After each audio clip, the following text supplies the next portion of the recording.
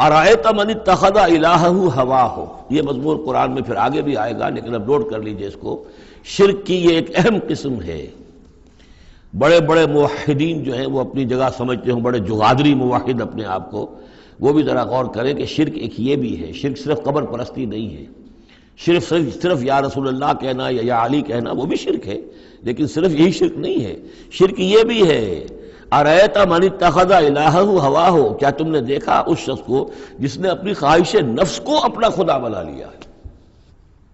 نفس کہتا ہے مجھے یہ چاہیے، آپ کا دماغ بتا دیتا ہے دیکھو یہ حرام ہے، لیکن آپ نفس کا حکم مانگتے ہیں، اللہ کے حکم کو پیچھے ڈال دیتے ہیں۔ کون معبود ہوا آپ کا؟ اللہ معبود ہے یا نفس معبود ہے؟ نفس چاہیے مجھے تو دولت چاہیے، میں نہیں جانتا حلال سے حرام سے، کیا یہ حلال حرام لگا رکھی ہے، یہ مولویوں کا ڈھکوسلے، ٹھیک ہے ہوگا کوئی سود وغیرہ کوئی کبھی ہوتا ہوگا، آج تو چل ہی نہیں سکتا کاروبار سود کے بغیر۔ نفس کہتا ہے مجھے تو کرنا ہے، آپ نے اللہ کے حکم کو پیچھے ڈالا، نفس کا حکم مانا۔ کون معبود ہوا آپ کا؟ معبود تو وہی ہے جو مطاع ہو۔ آپ نے دیکھا کہ انہوں نے کہا تھا فرعون نے، جو ہماری قوم، جس کی قوم ہماری عابدین ہے، عابدون ہے، جو ہماری اطاعت کرتی ہے، غلام ہے۔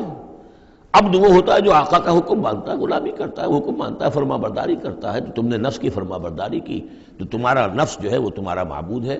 چاہے تم چلے کاٹتے رہو، لا الہ الا اللہ کے جو ہے وظیفے کرتے رہو لمبی لمبی، لیکن اگر نفس پرستی کر رہے ہو، اگر نفس کی خواہشات پر عمل کرتے ہو اور اس میں حرام کو بھی تم اختیار کر لیتے ہو جس کو اللہ نے حرام کیا ہے، تو نفس تمہارا معبود ہے۔ کہہ رہے ہیں لا الہ الا اللہ، لا الہ الا اللہ، اور ہے ان کا معبود وہ خود ان کا نفس ہے۔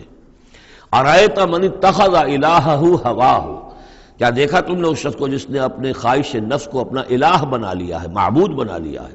افانت تکون علیہ وکیلا، تو کیا ہے نبی آپ ایسے شخص کی ذمہ داری لیں گے؟